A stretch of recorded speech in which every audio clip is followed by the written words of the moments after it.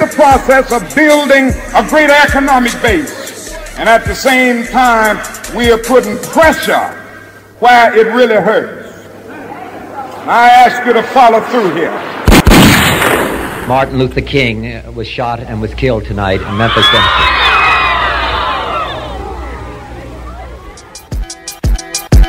By 1710, somebody said, well, how are we going to control all these blacks?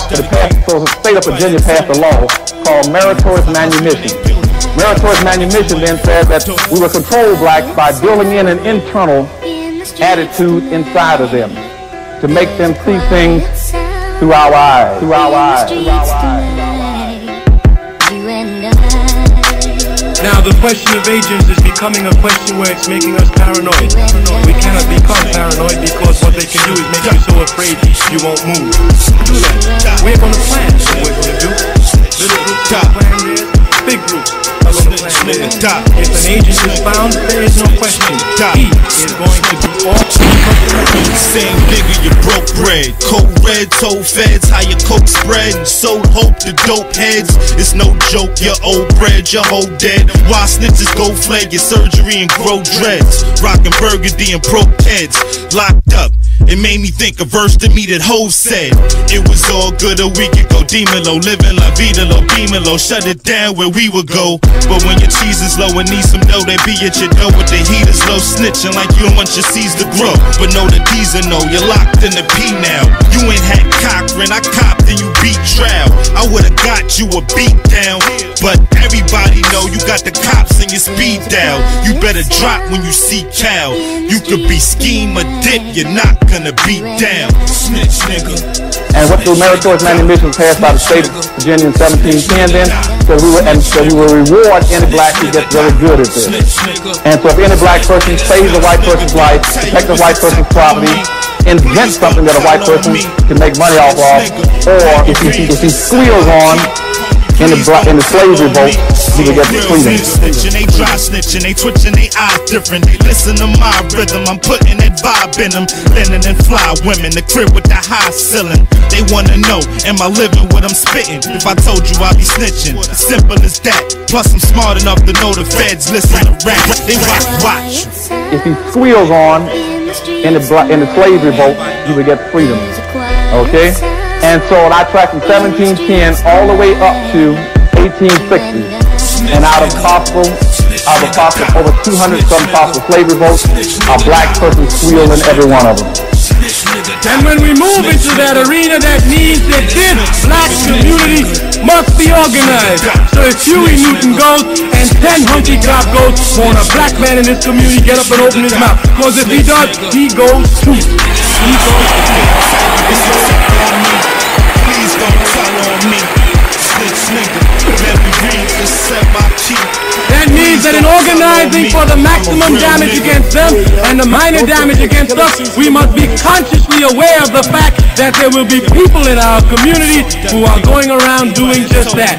In our community, we see nothing, we hear nothing, we know nothing. Capital, money, property, etc. used to make money. Some examples: slavery, pimping and prostitution, the FDDA, or the Federal Drug Dealer Association, or rocking out powder cocaine for larger profits.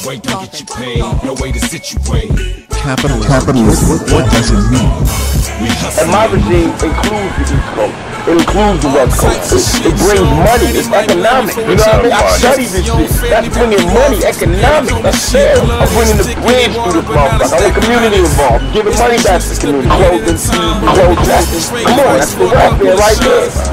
We are the best choice for this fucking into the millennium. Compulsive Therapy, Part 1. If you've never played the game of Monopoly, let me tell you how to play it. The game of Monopoly.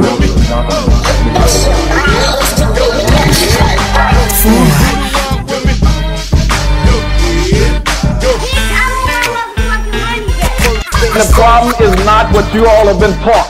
The problem is not poverty. It is not unemployment. It is not unwed teenage parents. It is not food theft. It's not public housing. It is not drug abuse. Black people only got two problems in America. The first problem is that you've been systematically locked into the lowest level of a real-life monopoly game. That's your major problem. And that's what Dr. Price directly and indirectly is telling you about every Sunday morning. You have been locked into a no-win situation. That means that all the wealth and power in this country has been skewed over 400 years systematically into the hands of the majority white society. Black people don't own a significant amount of anything to be able to control their lives. Whites in America right now control almost 100% of all the income, the wealth, the power, the resources, the businesses, the privileges, and all levels of government. You cannot compete. And I'm tired of hearing people telling black folks, why don't you compete? Compete with what? Compete with what? What are you going to compete with? They keep saying, well, black folks can run fast and jump higher. What the hell are you talking about? That won't make it. It won't make it. And let me tell you what monopoly is. Monopoly means that all the wealth and power has been skewed based on skin color. One white, yellow, brown, black. And if you've never played the game of Monopoly, let me show you how it's played. I play it every year at my family. It means that everybody, when you sit down, you're given a certain amount of money and wealth. Black people never got their 40 acres and a mule.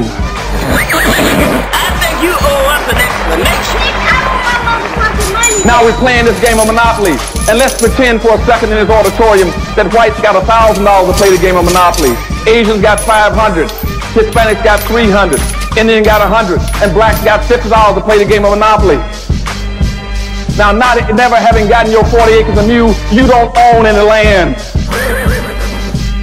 You don't own any land. And if you don't have the money, you can't put in the houses and the hotels on the land if you got lucky and had some.